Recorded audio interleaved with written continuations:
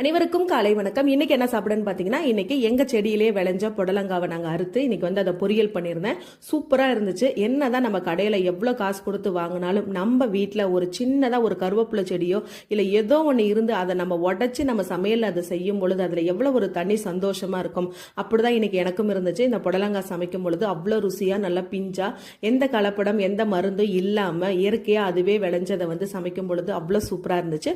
அதுக்கப்புறம் இன்னைக்கு என்ன சாப்பாடு என்ன லஞ்ச் அப்படின்னு பார்த்தீங்கன்னா, காலையிலே வந்து சுண்டெல்லாம் வேக வச்சு அதை தாளிக்காம கொஞ்சம் தேங்காய், கேரட்டு, வெங்காயம், கருவேப்பிலை, கொத்தமல்லி இல்லை இருக்கிறத வச்சு நம்ம அட்ஜஸ்ட் பண்ணிக்கலாம் அப்படின்னு சொல்லிட்டு கொத்தமல்லி இல்லாமல் கருவேப்பிலை எல்லாம் போட்டு அதை நல்லா மிக்ஸ் பண்ணி காலையிலே பிரேக்ஃபாஸ்ட் வந்து இதுதான் வந்து கொடுத்தாச்சு.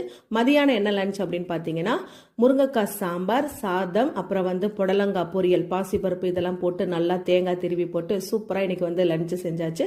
அதுக்கப்புறம் இந்த வீடியோ பிடிச்சிருந்துச்சுன்னா லைக் பண்ணுங்க, ஷேர் பண்ணுங்க, கமெண்ட் பண்ணுங்க. நீங்க பண்ற ஒவ்வொரு சப்போர்ட்டும் எனக்கு ரொம்ப உதவி.